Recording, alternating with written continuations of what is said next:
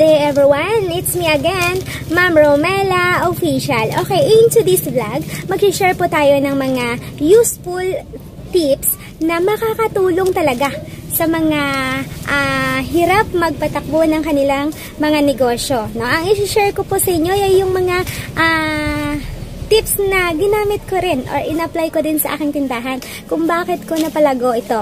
So, but before that, sa hindi pa po pala subscribe sa aking channel, please subscribe my channel and hit nyo na rin yung notification bell para updated kayo pag may bago po tayong upload.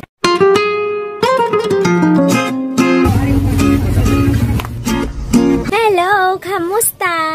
Sana nasa mabuti po kayong mga kalagayan, mga idol. So, sa oras po na ito, mag-share po ako sa inyo ng mga natutunan po natin din or na-apply din natin dito ng mga tips sa aking tindahan. So kung nakikita nyo, talagang lumago naman po talaga yung aking tindahan. At gamit po ang mga tips na ito.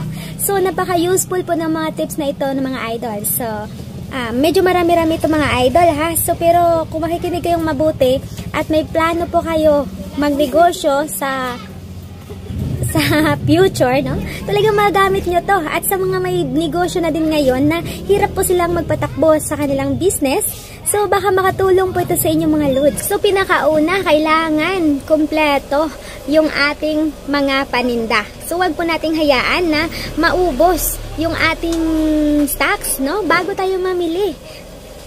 Para pag may naghanap sa ating tindahan, may maibigay po tayo. So pag may maibigay tayo, may benta po tayo.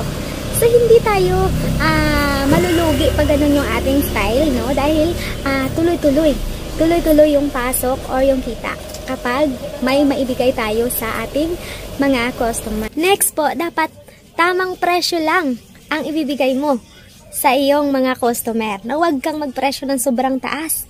Naku, hindi lang ikaw yung nagtitinda, baka marami kang kakompetensya, no? Tapos mataas pa yung iyong presyo. So, mawawalan ka ng customer dahil dyan. Kapag masyadong mataas yung iyong tubo or pinapatong. Kaya kailangan tamang presyo lang. So, next po, kailangan maging mabait po tayo sa ating mga customer. Okay, kung pwede, itrato natin sila na parang sila yung ating boss. Kasi nga, sila yung nagbibigay sa atin ng kita. Kaya sa mga tindera namin dito, hindi po pwede na susungit-sungit, no? Dahil nakaka-apekto din yan, no? Nawawala yung ating mga suki dyan sa ganung pag-uugali, no? Kasi pag may tindera ka na may kagalit na customer mo, hindi nabibili sa'yo yung customer na yon. So dahil lang sa tindera. So next, kailangan mabilis tayo mag-assist ng customer. So, wag tayo kilos pagong. Yung mga tindera natin, pagsabihan natin na medyo bilis-bilisan yung kilos pag nag-assist sa customer, no? Kasi, halimbawa, marami kang customer, no? Nag-aantay. So, aalis yan, lalo pag nagmamadali. So, kailangan, bilis-bilisan din natin ng konti. Yung kilos po natin, mga tindera nyo, no? Pagsabihan nyo na kung pwede, bilis-bilisan din yung kilo. Minsan kasi natatagalan din yung mga customer sa mga panukli, no? Sa mga sukli na wala tayong panukli. So kailangan naka-ready. Mag-ready dapat tayo ng panukli sa bawat pagbukas po natin ng ating tindahan. So nakaka-ano din kaya yon, nawawalan din ng customer yung isang tindahan sa ganong matagal kang mag-assist or natatagalan sila dyan sa tindahan mo. Next po is kailangan maayos at malinis yung ating tindahan. So katulad nito yung aming paninda. Kung nakikita nyo, hindi kasi pwede sa amin dito na nakatagilid or nakabaliktad yung pag-display nyo ng mga dilata. No? Kapag may nakita akong nakatalikod, naka-display lang nakaganito, nakatalikod, nako, sinisita ko talaga yan. Sino nag-display nito? Bakit ganito? Hindi siya naka-front. So, ganun kasi ang kasi guys, no? Yung magandang pag-display or maayos na pag-display, no? Ay nakakahakot yan ng customer. Nakakahakot yan ng attraction sa customer. Okay? So, kailangan din malinis. Kasi halimbawa, nagre-repack ka dyan ng mantika, no? Isang bottle ng mantika, o nire-repack mo yan. So, nakalagay yan sa plastic. Baka yung tauhan mo or kasama mo or ikaw nagre-repack ka, baka madumi pa yung kamay mo. So, hilata siya doon sa plastic. Pag yan ibinigay mo doon sa customer, so syempre, magrereklamo yan, no? Sa isip niya. Kung mahiya siyang magreklamo sa'yo, sa isip niya, at sigurado, hindi na siya bibili sa'yo. Kaya, kailangan maayos at malinis yung ating ibibigay din sa customer. Next po, pag nagtanong si customer sa'yo at wala kang maibigay, wag mong sasagutin si customer ng wala. Okay, halimbawa, nagtanong siya sa'yo ng Argentina corned beef. Okay. At wala kang maibigay or naubusan ka, huwag mong sagutin ng wala si customer, kundi sasagutin mo siya ng ubos na. Okay, kapag kasi sinagot mo ang customer ng wala, ang nasa mindset nila ay hindi ka nagbebenta ng ganong product. So, kailangan, ang isagot na ng customer is ubos na. Kaya kailangan, may stocks po dapat tayo palagi. Para may maibigay tayo pag naghanap si customer at hindi natin masagot ng wala. Next po, kailangan magbenta rin po tayo ng mga produkto or items na di ganon ka fast moving or hindi mga fast moving na produkto. Kahit konti lang, nang sa ganon ay may maibigay po tayo sa mga maghahanap at ang yung mga suki natin ay hindi na pupunta sa iba. Next po, customer complaint dapat po nating aksyonan. Halimbawa, bumili sa'yo si Suki at naiuwi niya na. So, nung bumalik siya, halimbawa nakabili siya sa'yo ng long bar na sabon. So, yung panlaba, yung ganon. So, mali yung pagputol ng yung tendera. Meron kasing na mali yung pagputol. So, medyo hindi siya straight. To. So, merong binibenta kasi ng iba, no, sa kanilang tindahan din. So, kapag hindi siya straight, so, hindi mo yun mabenta, no, kasi magrereklamo yung customer mo kung bakit kulang ng maliit, yung mga ganon. So, merong mga customer na kung pwede papalitan. O, so, sige.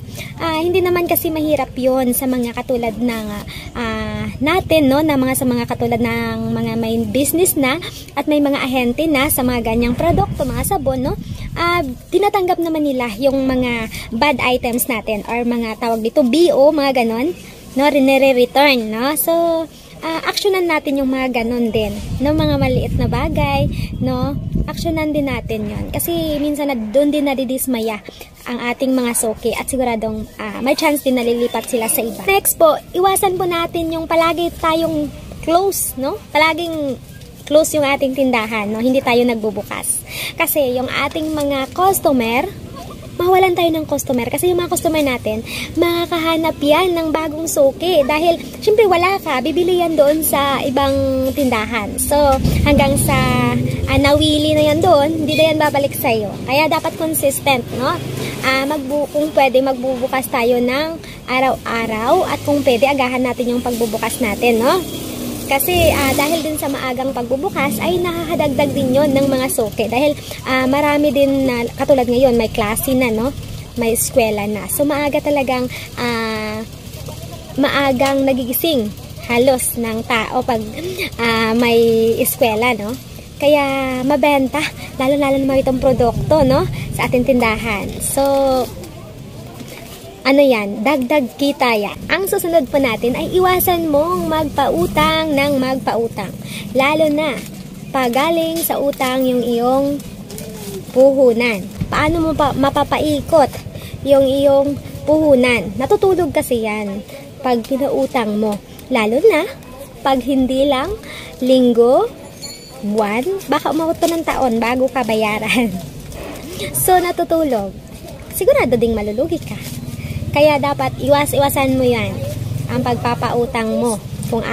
Kung gusto mo na lumago yung iyong tindahan, iwasan mo talagang pagpapautang. Next po, huwag ka munang maluho kapag nagsimula ka palang magnegosyo. Magtipid-tipid po muna. Mas mabuting idagdag ang kita sa paninda kaysa mga luho mo na yan. Okay? So, kasi kapag sa pininda mo yan idagdag, siguradong lalago yung iyong tindahan. Okay? So, lahat naman ng luho mo, mabibili mo yan kapag naging successful yung iyong business. So, kailangan, mag-ano muna, tiis-tiis lang muna, okay?